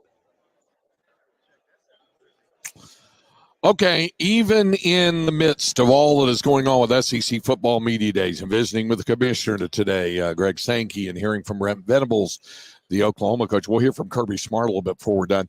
Of course, tomorrow, Steve Sarkisian, Longhorn players will be here. So we're nearing the halfway point of these SEC media days, near the end of the second day. However, here in the Dallas-Fort Worth Metroplex, it is a hopping and bopping week. The Midsummer Classic is in town. The Major League Baseball All-Star Game is tonight, the 94th edition of the All-Star Game. They had the Home Run Derby last night. Prior to that, the Futures game. Now, our good friend and member of the Chicago White Sox front office, Gene Watson, was at the Futures and then left town. You made a passing reference to this, Gino, who joins us now on the hotline. This is the first time you've missed an All-Star game since when? 1999. Wow.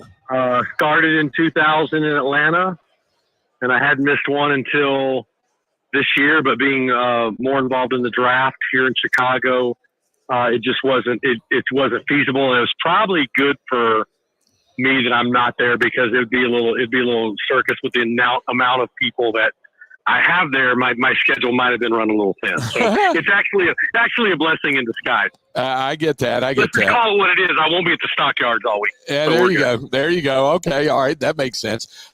Before we jump to the All-Star game and stuff, I do want to get your review of the Major League Draft. Like you said, that was going on at the stockyards there for 3 days. It's wrapping up. Anything really shock you, surprise you to come down the pike? Because, and I know in the first 10 to 15 picks, nothing really surprised, because you mapped them out for me. You texted me and said, this is what I think will happen. You did on Sunday, and you were almost 100% on the top 10 players taken, and you were really close on where they were taken.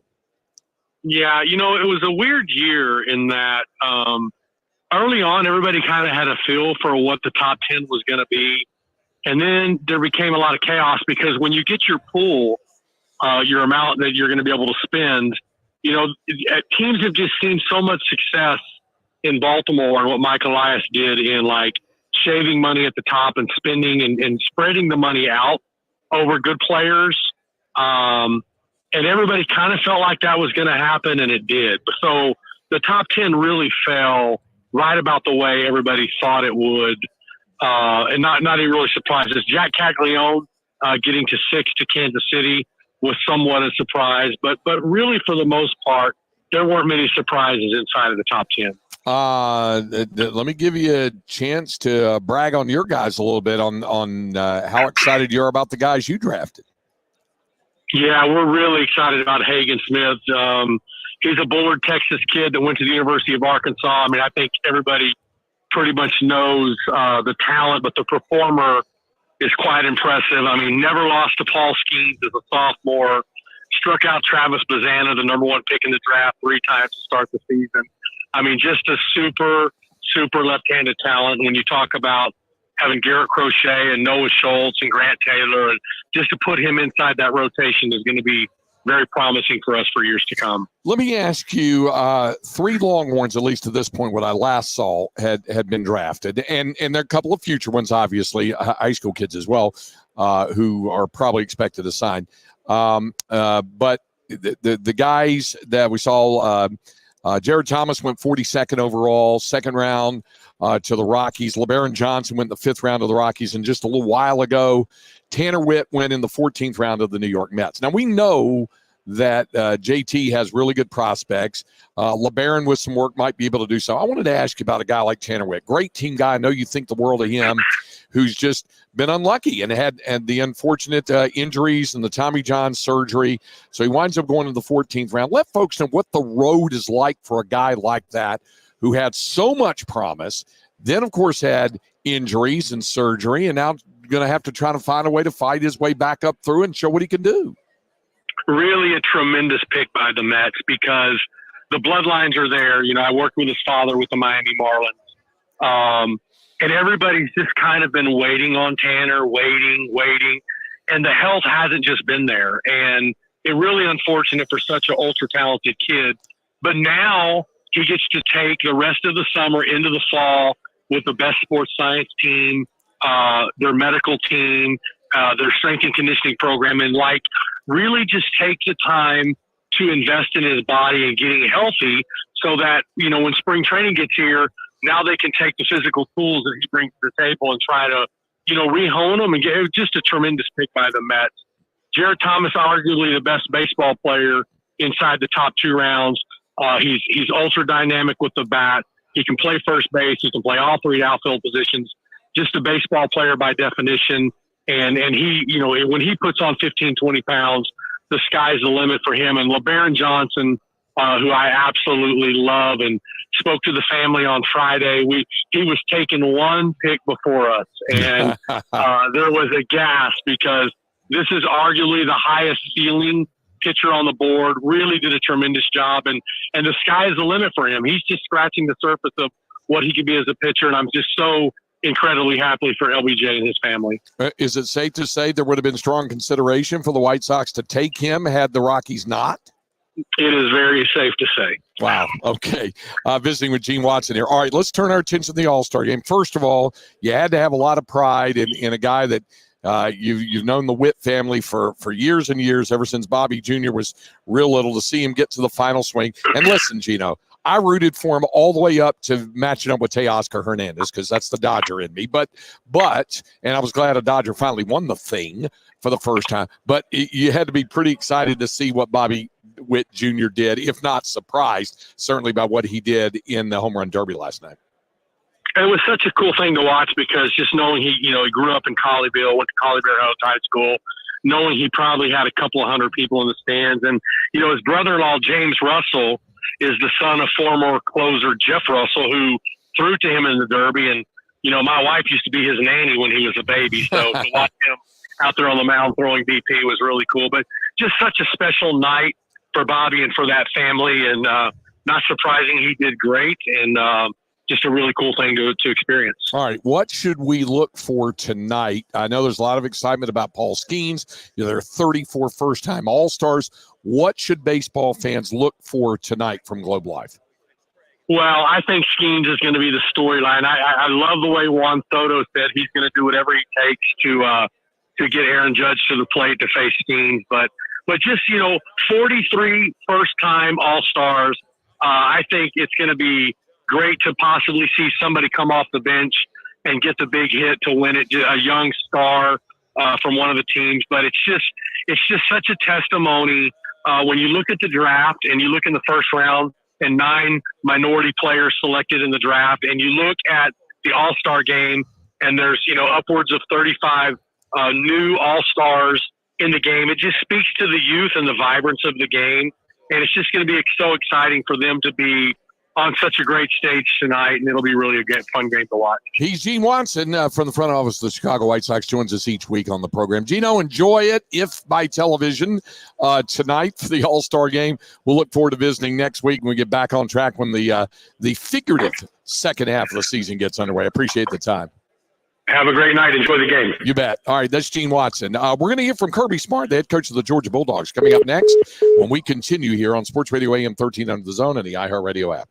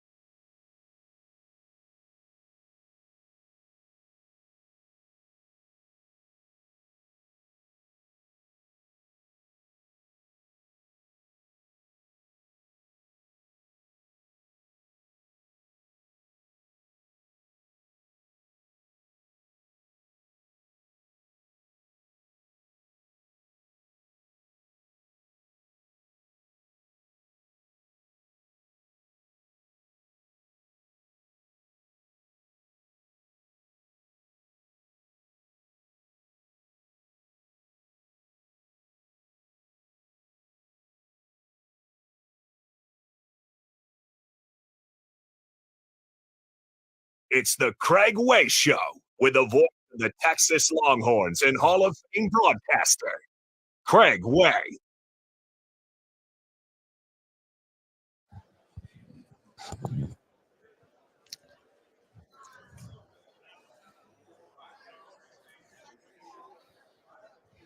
Yeah. Obviously, 4 o'clock hour on a Tuesday. Got to have some George Strait. Got to hear from the king. Which particular offering is this? Baby's Gotten Good. Yep. At goodbye. Yeah. Okay.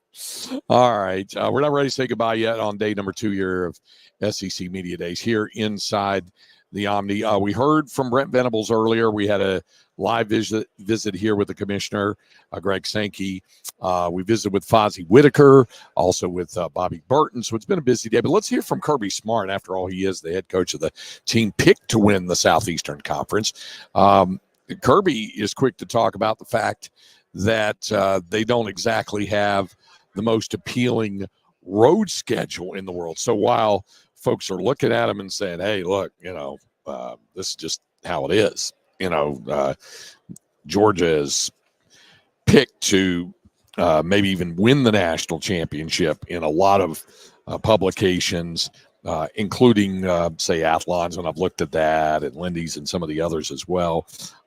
He's quick to point out their road schedule, playing Clemson in Atlanta, which is not exactly road game. They'll have the preponderance of the fans there, but also at Kentucky, at Alabama, obviously coming to Austin, at Ole Miss. So that was one of the things on his mind was the tough road schedule they're going to have to navigate. Yeah, initially I was wondering how I got that draw, but we're not one to complain. We're one to be excited. I think when you step into the shoes of a University of Georgia football player, you accept that challenge is going to be there. I mean, we kind of embrace that and we love it. I mean, and what you didn't get to mention is that we open with Clemson too, who's one of the top teams in the top programs in the country. So we're really excited about that. I think that motivates our off season so that we have the right kind of approach to the off season, and our guys embrace that. I mean, as coaches, you want to play the best, and people forget that when you spent time in the NFL, every week was like that. So when Texas and Oklahoma came into the conference, every schedule was going to get harder. It wasn't going to get easier; it was going to get harder, and we embrace that. We look forward to it, and excited for the challenge to go to some really tough places. Okay, that includes Austin. And playing Texas, you heard him talking about Texas and Oklahoma entering the league. So how does Kirby Smart feel about playing Texas, and might they be as difficult opponent as they'll face this season? Every team we play is the best that week. Please understand that. In the SEC, humility is a week away. I have a ton of respect for Sark and the job he does. We got to watch them play last year against several common opponents. Got to watch them play in the playoffs. They have a tremendous recruiting base. They do a tremendous job in recruiting. That includes NIL and everything included in that. So they're a big physical team. They're built like an SEC football team. So we're looking forward to an opportunity to come play them, and what a tremendous matchup it'll be. That's on October 19th in Austin. Here's another topic that hasn't gained a lot of legs. It may in time after we get our first look at a 12-team playoff, and that's the specter of conference championship games. And does it make sense to continue a conference championship games if you're going to have a 12-team playoff, or maybe down the road a 16-team playoff or whatever? So Kirby Smart was asked, should the SEC abolish the conference championship game, since, after all, we are living in an age right now, anyway, of a 12-team college football playoff? I think it's a mistake to assume that all players lead with that, or that's the primary. That's a long question that I could spend a lot of time on, and I learned a lot from the defensive guy in the back of the room back there that you're always adapting. You have to adjust to them, but you have to dictate to them as well. If you sit back nowadays and let offenses dictate to you, they can do enough things to drive down the field and be explosive and make big plays and score quickly that it can become frustrating. You have to have ways to create negative plays. I think every defensive coach would say that. But I do think looking forward and backwards is really important. We have a relatively young defensive coordinator in Glenn Schumann who spends more time on Zooms. He loves talking football. He spends time with NFL coaches, high school coaches. Some of the best ideas we've ever gotten defensively came from great high school minds in the state that we were coaching in, because they came up with really innovative ideas, because they defend these offenses sometimes before we do. And I've always been enamored with that in-game adjustment of what we can give a kid or give a defense to help them against something they're doing. You're always reacting, but you do want to dictate at times too by the way you pressure into things you do. Okay. All right. So there was that. And also the other thing that is that conference championship game and the 12-team playoffs, and what a difference that might make. I'm not for doing that. I still find value in winning an SEC championship. The unique thing about the career that I've had in coaching, I've almost won as many SEC championships as national championships, and I've won 2 national championships when I didn't win SEC championships as a program. I mean, that's unique. I mean, it's not supposed to happen that way. So do I worry about attrition in terms of having more games? I worry about attrition having 4 teams. Okay, every coach worries about attrition, right? You have to do a good job of maintaining your roster, staying healthy, practicing the right way, being smart, and I think being a watchdog is part of my job. As I'm not a coordinator anymore, I want to watch the drills we do. I want to see how we practice. I want to make sure we can maintain health. It's hard to do in the SEC, but that's why you get an opportunity to recruit to 85 scholarships so that you have depth. Can you get your younger players ready faster than your opponent is a huge advantage. But no, I don't want to see the conference championship go away, because I think it's one of the greatest venues in all of college sports, in all of sports. I mean, the games that we've played in Atlanta have been some of the best, most memorable games that I've ever been a part of. And to take that away, I think that there's going to be teams that look back on that SEC championship, and it's very meaningful. And I don't want to take away from that meaning. It's also one of the most lucrative revenue producers for the SEC, both in terms of the television money and the gate receipts there in Atlanta. And like we were talking about with the commissioner, Greg Sankey, if Texas has a really, and I do mean really good season, they could wind up playing 3 games in Atlanta. SEC championship game, Peach Bowl in the quarterfinals, and if you get all the way to the national finals, that's where the national championship is. So you could wind up playing as many as 3 games. It could be finish the regular season College Station, qualify for the SEC championship, play that in Atlanta. Then you're in the playoff, whether you get a bye or whether you're at home. You win that game. Then you go to the quarterfinal. That's the Peach Bowl in Atlanta. Win that. Come back. Have a semifinal against perhaps Ohio State in the Cotton Bowl. Win that. And then you're back in the land for the national championship. There's a chance a college team plays 16 or 17 games next season. I'm not a chance. There will be teams playing 16, 17 games. That's an NFL schedule now in college football. Hey, you can play 16 in high school. You can play 16 for sure. You can do that. People forget that. Yeah. And one more thing from Kirby Smart. Georgia plays Alabama on September 28th in Tuscaloosa. It is rare when those 2 teams meet in the regular season. And so they did play in 2020. But other than the postseason, the conference championship or in the national championship, they just don't play that often in the regular season. And, of course, we've seen Nick Saban all around here. But Nick Saban isn't the coach anymore. He's retired. Kalen DeBoer is the coach. So Kirby Smart was asked, will the Georgia versus Bama game be a lot different without Nick Saban? I don't expect them to change. That's 2 great universities. I mean, you're talking about 2 teams that have been at the forefront of college football, and it's probably going to be that way for a long time. Both great universities, both committed. The commitment to excellence at both places is really high. The standard that Coach created there at Alabama and the standard we've created, those 2 are going to be matching up for a long time, and I think it's what's great about college athletics. Yeah. All right. So there it is. That's from Kirby Smart, the head coach of the Georgia Bulldogs. We'll be back to wrap up day number 2 from SEC Football Media Days here in Dallas on Sports Radio AM 1300 The Zone and the iHeartRadio app.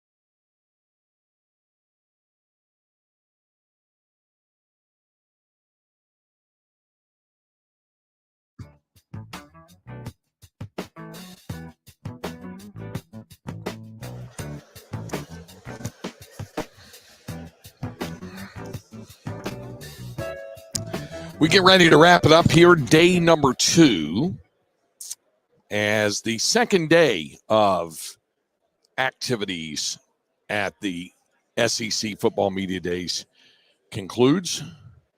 Your biggest takeaway today?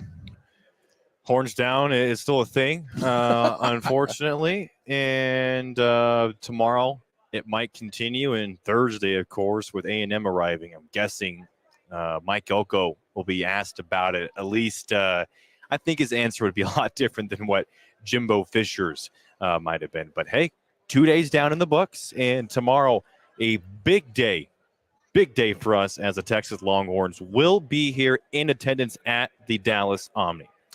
Yeah, Longhorns head football coach Steve Sarkisian will be here.